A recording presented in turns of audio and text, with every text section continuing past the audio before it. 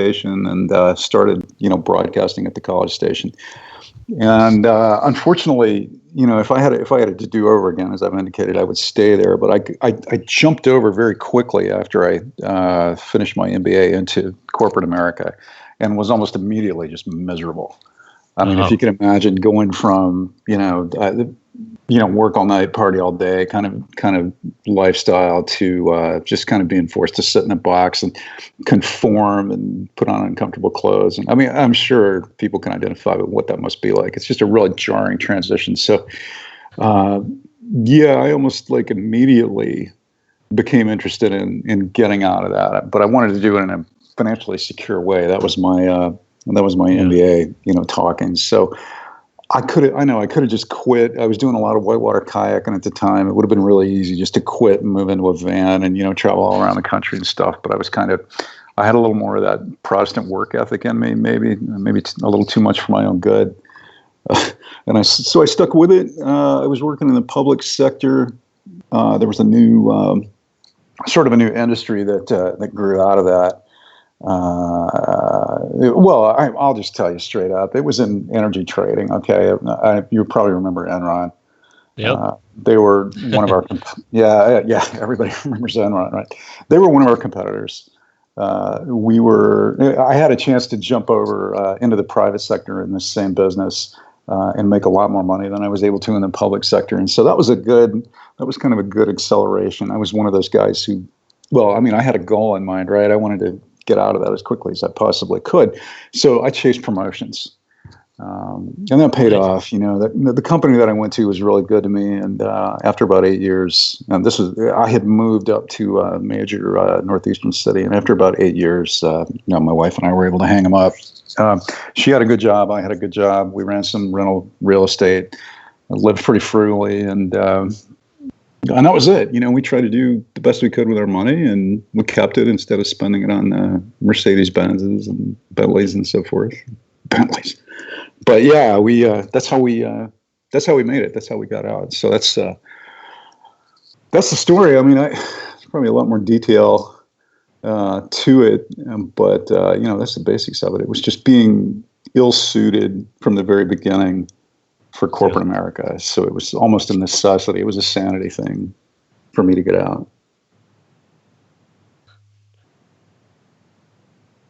Did I lose the audio? I see smiles and I see people. I see Sean freezing in place.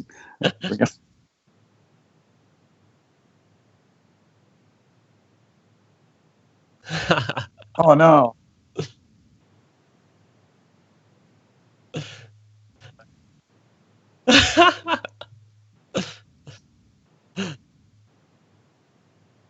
Oh God! And you guys are just sitting there listening to me, so it looks like there's nothing going on at all. It looks like you're just sitting there staring at the screen. Oh my God! Oh, that's funny. No, wow, awesome background, man. That's cool to hear. Just how you kind of came about it. Did you capture that locally, or do I need to run through it again? Nope, I got it all. Oh, you got it all? Okay, so. Yeah, just YouTube. Yeah. Oh, right on. Right. This is why we do this live on YouTube, because we can laugh about this kind of stuff. Yeah, it won't even make it to the official podcast. But no, God, that is an awesome background. That's so cool to hear just how there's different roads to get there. I don't think it's in any stretch of the imagination unique. I mean, I don't think we evolved to sit around in boxes all day in our butts. We should be outside and running around looking for food and making babies as fast as we can, and all that. And that's just not what we're all about. That's not why we're here. And I think that's one reason that this movement is becoming more and more popular as time goes by. And you guys are both millennials, I assume, right? I mean, you guys look like you're both 30-ish. Yeah.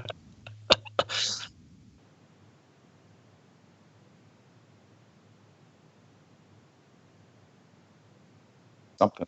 Oh, okay. I'm like Gen X and you're Gen Y, basically. Yeah. So yeah. But the thing is, I've been out of it for 12 years, and through the Reddit, Financial Independence Forum, I get to keep in touch. It's a kind of a transgenerational place, And so I get to keep in touch, more than I would if I had just turned my back on that thing. And I can't believe what you guys go through. I can't believe how you get talked down to. I can't believe the open office environment that you guys have to work in. The fact that people would someday aspire to have cubicles, which blows my shit clean up. I mean, I don't. How do you? The way you guys get nickeled and dimed, the student debt, the unpaid internships and stuff like that. I just, I think that more than ever, in the history of the workforce, this thing is needed. This early retirement, / financial independence thing is needed. And it's like this. I'm sorry. It's like a badge of honor. It's like, I have $100,000 of student loan debt. What? It's like people are on the Reddit, again, the Reddit Financial Independence Forum all the time saying, "Hey, I finally got all my loans paid off. I'm flat." Yeah. And I'm like, you have the same net worth as a guy sitting on death row. Yeah. And you're celebrating that. Now, I think it's great that you made that achievement, and I think it's really terrible that as a society we think that's even worth celebrating. It's like, that's a good thing that you're broke. Right. Because you dug yourself out of that big pit.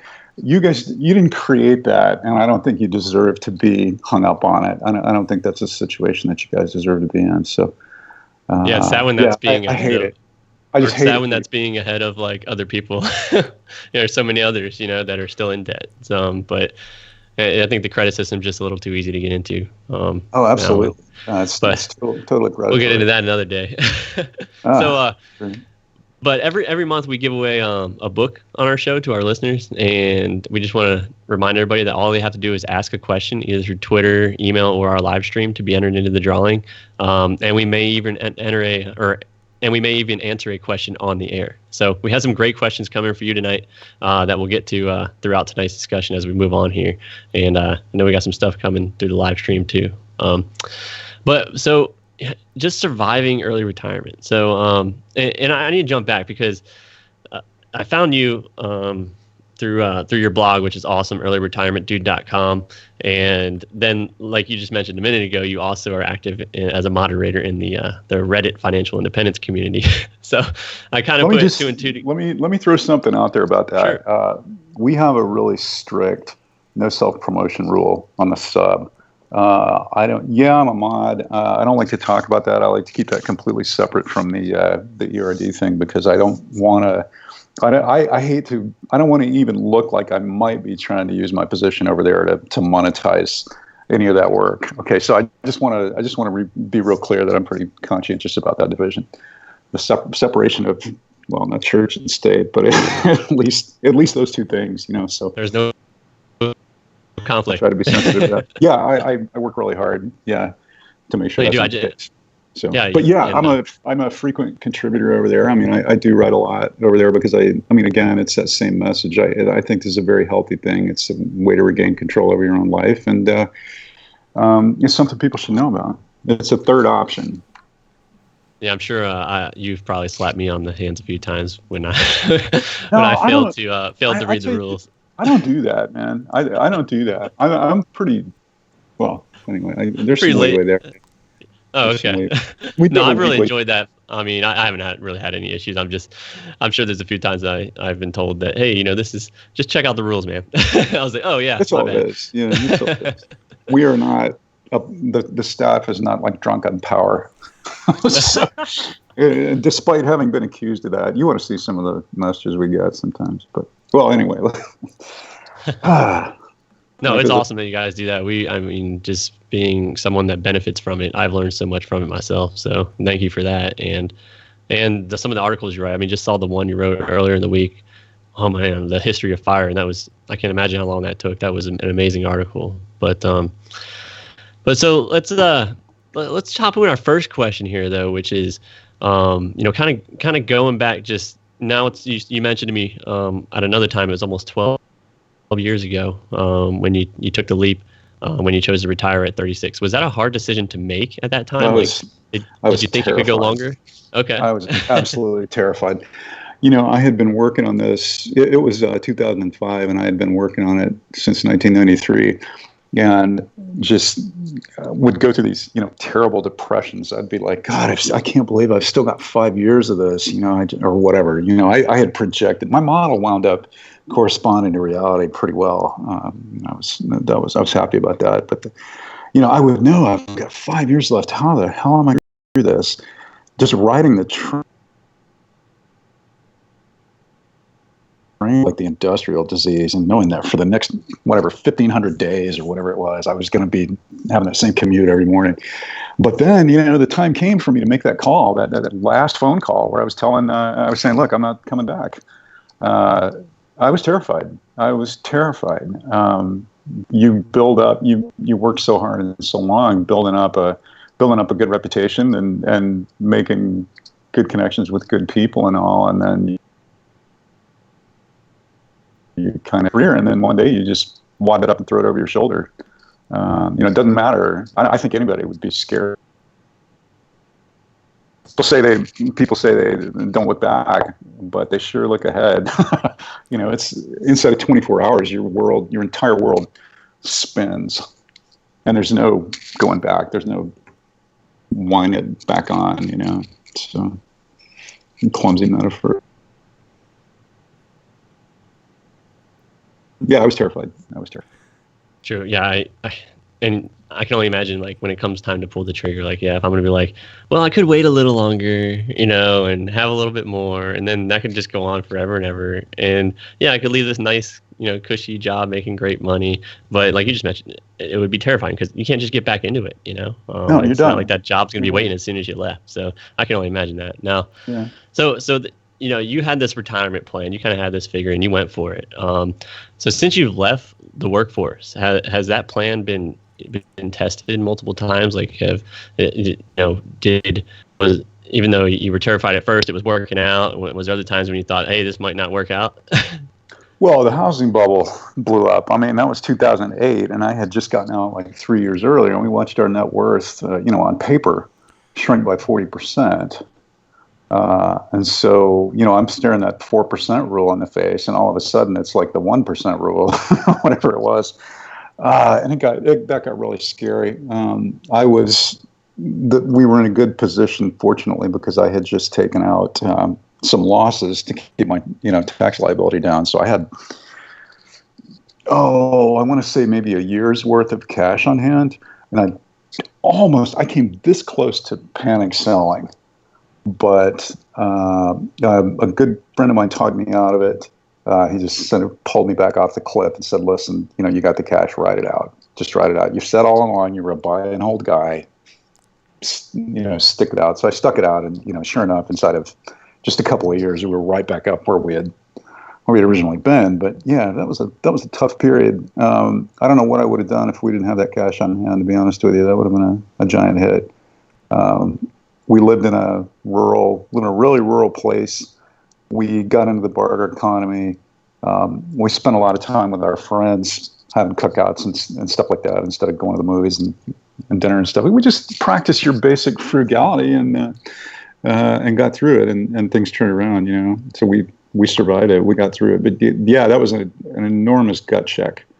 I had my resume out. I was calling recruiters. So plan B, We always have a saying.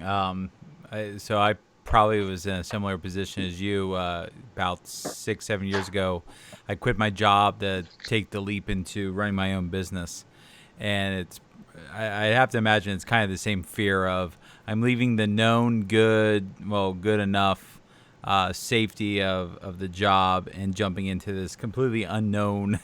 I have no idea what's going to happen. How long did it take for the fear to kind of subside, and you realize this is going to work, or as far as I know, this is going to work? Oh, fear. Once I had split, the fear of it crumbling right away. Is that what you're saying? Yeah, exactly. Okay.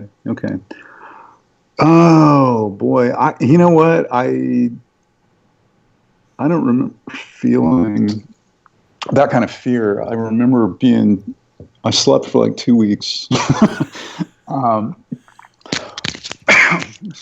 Excuse me. I got back from You got to edit that out. I just got back from running and I'm chugging water. But no, I mean, I remember taking care. I slept for a couple of weeks. I remember taking care of a ton of errands. We did the whole geographical arbitrage thing. So I took, we had bought a place in this, we were moving from that big city I told you about to that rural area that I mentioned. So, it was essentially selling off the rental real estate, packing ourselves, moving ourselves, winding down everything we had going on in that town, moving into our new place. I guess I was probably just too busy, sorry, to really stop and think about it that much. I don't remember feeling it. Yeah, and just keep yourself busy, and then months later, it's like, it's just what I do, which is nothing. I had confidence in the plan. I mean, I had been planning this for since '93 and whatever. Yeah, 12, almost 13 years is what it was. So I'd been planning it, that long, and I had confidence in the numbers. It's like if the math is right, then you're probably right, and I had confidence in the numbers that I had cooked up. Nice. So was very lucky to be just cooking up a retirement plan when they started putting a PC on every desk and spreadsheets on every PC, because that was such a tool. I couldn't have done all if I had to do all this on paper, I'd still be working. Seriously. Right. So I mean, thinking about those numbers and crunching them, you probably had an idea of your expenses, or at least estimated what those expenses would be at retirement.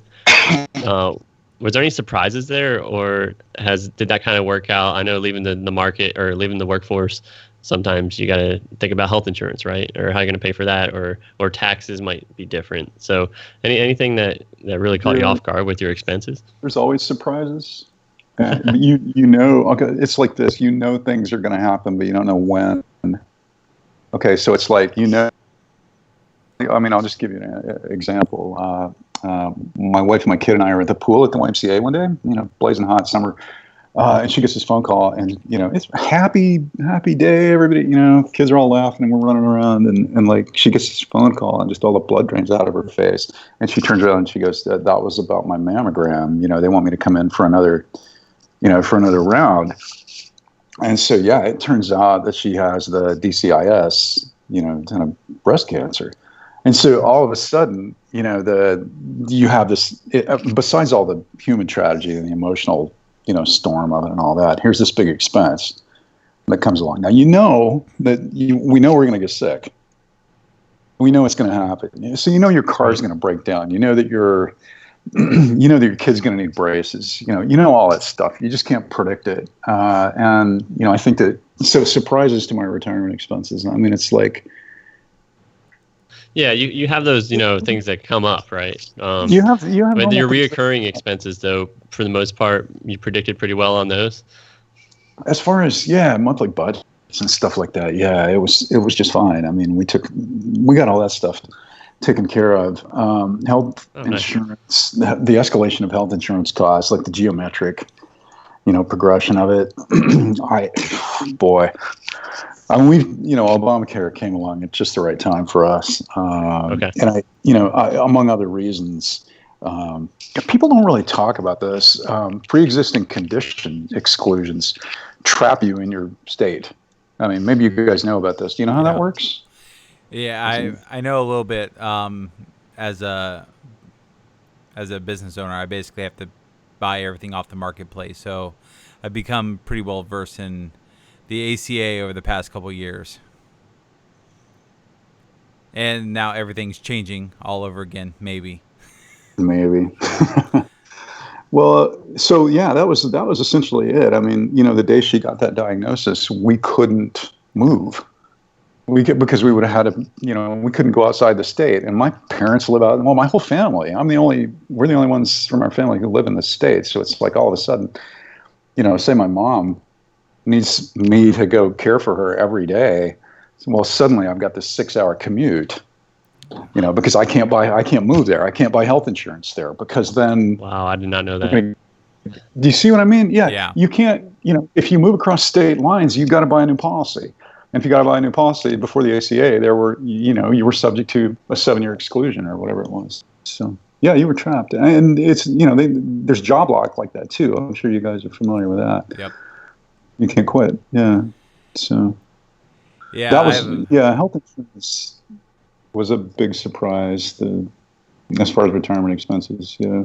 Anyway, go ahead. I'm sorry, I cut you off. I was going to say, I have a lot of friends who they have the same problem. They're not really job locked, but like you were saying, state locked. And after the ACA passed, a good friend of mine, he picked up and he moved out we're in Virginia, and he moved out to California because he could, and because he had a laundry list of pre-existing conditions, and he just could not get health insurance outside of what he had before.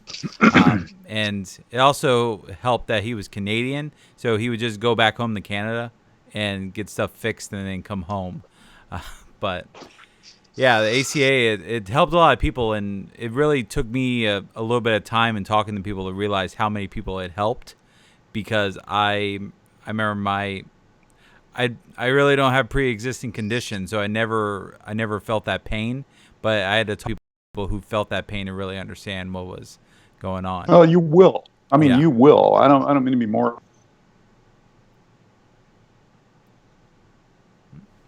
But you're going to find all this, and so that's definitely something you got to take into account in your plans. I never expected to have to pay so much attention to the political climate. Yeah.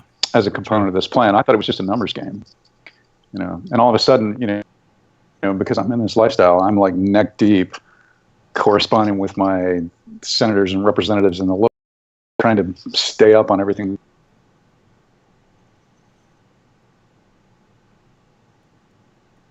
I never, there's probably a good article in that, the sort of the political side of, not necessarily pushing one, policy, or and just talking about how to how to keep your, chips in the game, basically. Yeah. Right. So looking back, Sean and I, we talk about the stock market, and we're going through reading about just how how to time the market, but you can't really time the market.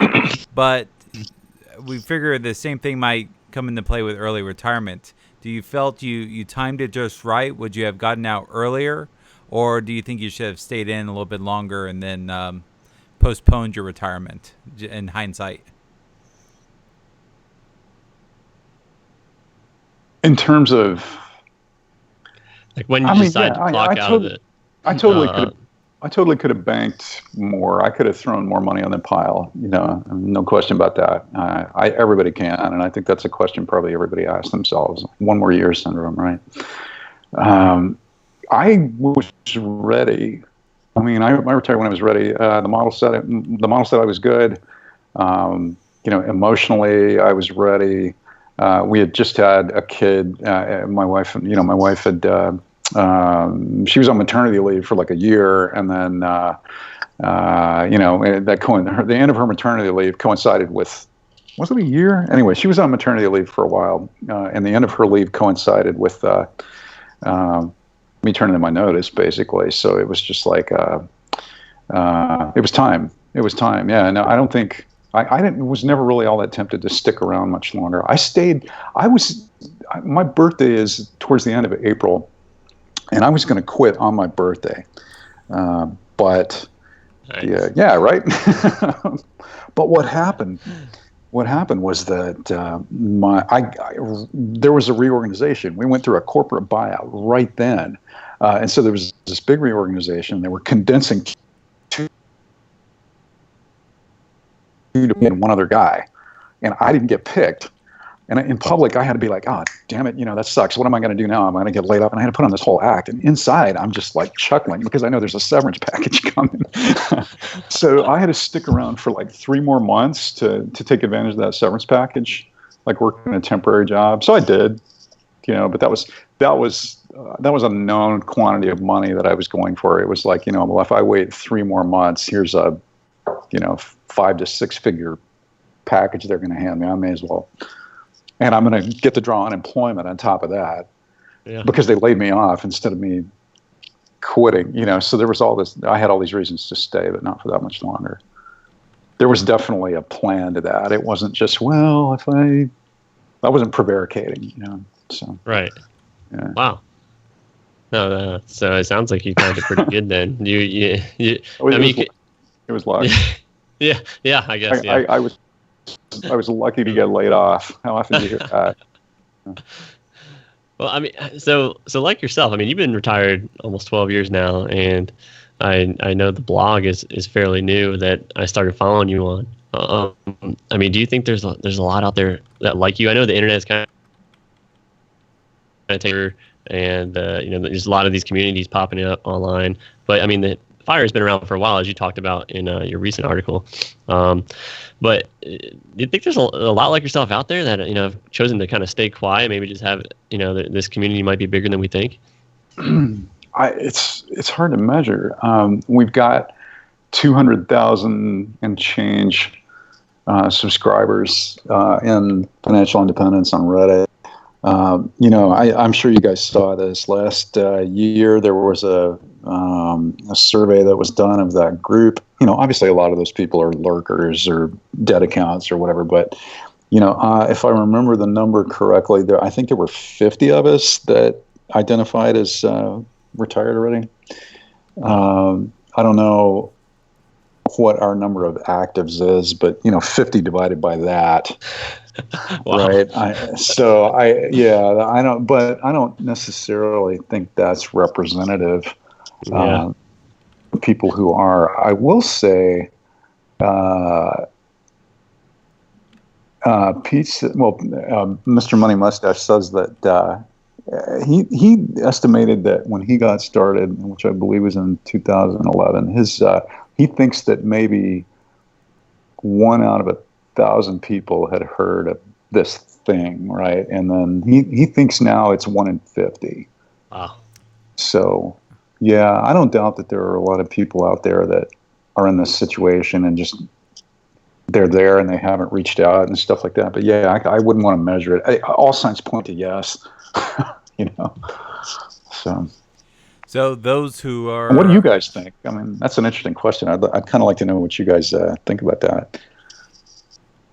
I mean, I think there's it's not, there's a ton of information out there on it, and there's a lot of people talking about it. But there's also been a lot of, financial advisors forever too.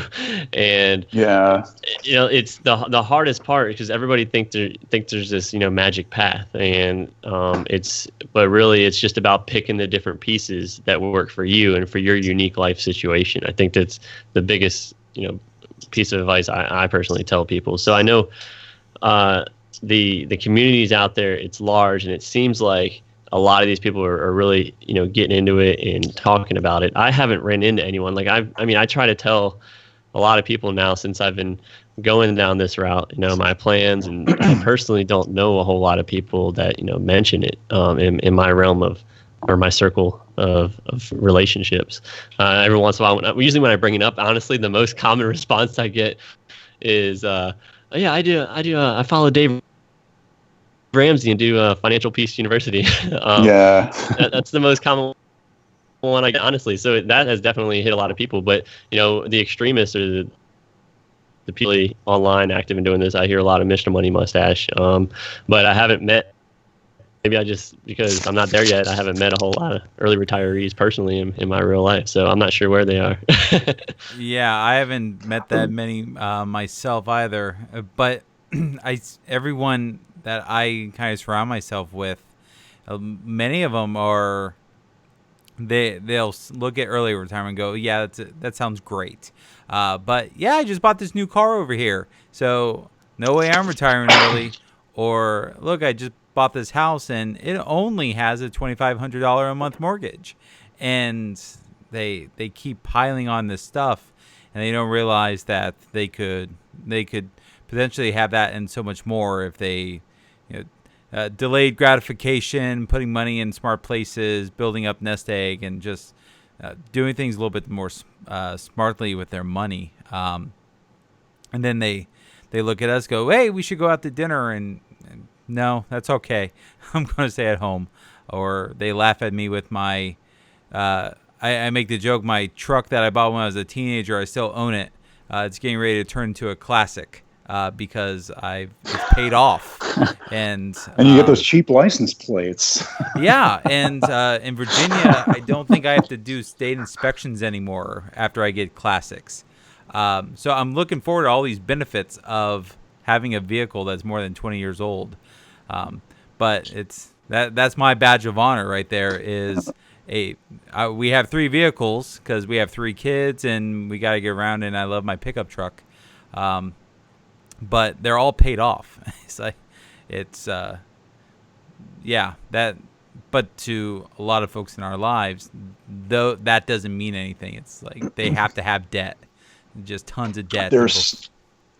I feel like there's some selection bias going on here. I mean, you're speaking into, and I'm not saying you suffer from this, okay? I'm saying that you're speaking to a common misconception that a lot of people have. And I think in our community, I think a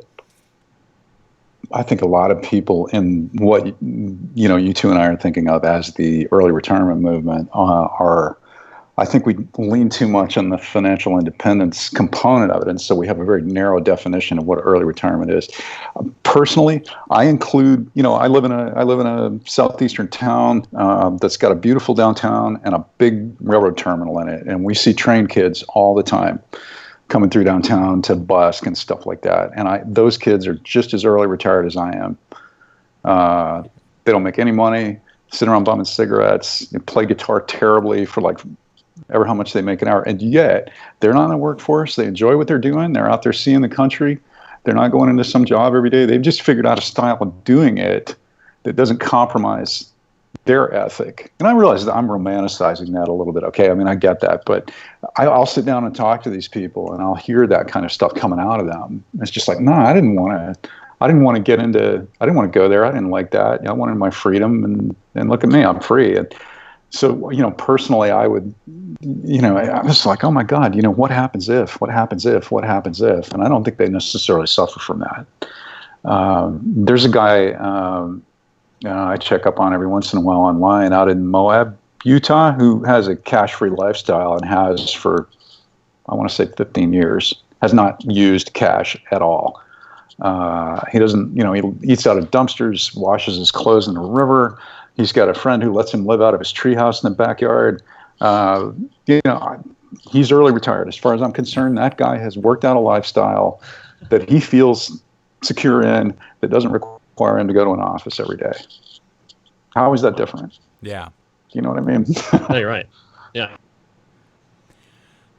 So if we... Right? I mean, Go ahead. Sorry, Sean. I think we just had some lag there. Yeah, I lagged there for a second. but no, you're right. And when I look at it, I see it as time, right? I mean, that's the most precious thing, is the amount of time you can get back in your life. So yeah, if you can spend less time working in exchange for dollars, basically trading your time for dollars, however that may be, then, hey, you're making it. It's a trade-off. It's a trade-off a lot of people don't want to make, and I don't think it's a binary situation. Where we look at it, it's a sliding scale. It's a spectrum. Where you get, maybe I feel secure at a couple $1 million. Maybe your number is 3 million. Maybe somebody you talk to about your plan would need 11 to feel secure. Okay, so I mean, we all kind of look down on the people with less money as crazy, such that, I might look down, or somebody might look down on that train kid who's got like $9 in his pocket. But I mean, he's probably looking down on the kid that doesn't have anything at all. And then the kid who doesn't have anything at all is looking back up at the top of the heap and thinking, well, that poor guy has to sell 3,000 hours a year of his time, and I don't. So it's a spectrum. It's a big circle, and I think we forget that. Yeah. So. Okay, rant over. Rant. So if we talk about if the number of people who are considering early retirement, if that number is going up, what advice would you specifically give to those people who are thinking about trying to retire early? People who are just like thinking about it. who have just discovered it and say like, wow, that's a cool idea. I wonder if I could do that. Yeah, you can. You really need to buckle down and learn about it. You need to understand that you're getting into something. It's a life-changing decision, and don't undertake it lightly, because it's a cool idea, but it is going to eat your life. Allow yourself to become obsessed with it and make all your decisions based on it. Who you hang out with, what you guys do, who you marry, where you live. It's dangerous. And this is, again, in some of the work I do in the Reddit forum. We joke around, but it is very serious in there as far as I'm concerned about giving people advice. You could completely fuck someone's life up giving them bad advice if they take you seriously. Yeah. And I that's constantly on my mind. Yeah. I don't want to tell some, 23-year-old guy, yeah, do this, and this, and you'll be out of the workforce. And that's the guaranteed path. And then he goes off and alienates his girlfriend and realizes she was the center of his life, and he goes and hangs himself in a closet or something like that. I mean, that's obviously a worst case kind of conjectural thing, but it's not. People can certainly wreck things that are very important to them by getting into this lifestyle and focusing on it to the exclusion of all else. So that's what I would tell people who are just getting started. Understand that it's a great idea, but there's also this very, very serious side to it that you need to think about before you jump in. It's not just a numbers game. Right. So. Yeah, is that answer everybody hates to hear? That morbid enough for you? No, that was great. I mean, no, it's good because it really is a serious matter. I mean, it's not only changing your finances, it's affecting your whole lifestyle. And it's that answer everybody hates to hear. It depends, right? Yeah. But it really does. And no one online knows your full situation like you do. So no, that's good. I mean, sometimes you got to wake people up like that. Yeah, it's serious. So that's for people who are just getting started. Yeah. So we did have a question from Twitter from a Dividend Investor that just wanted to ask, who is your investment guru or idol? I don't know if you have one or if you did. Yes, I remember reading an article where you talked about someone named, say, Random, or if that's completely different. Oh, he's a friend of mine. Yeah, no, he was a great help, but I saw that question and I sat there and thought about it for I was doing some other stuff, but I thought about that for like a half hour. I'm like, oh God, is it Warren Buffett? Is it, who is Google. it? Yeah. William Bingham, and all these names are going through my head and you're probably not going to believe this.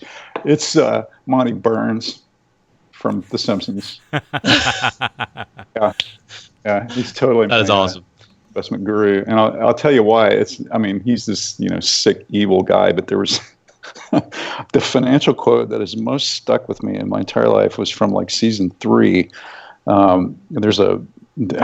So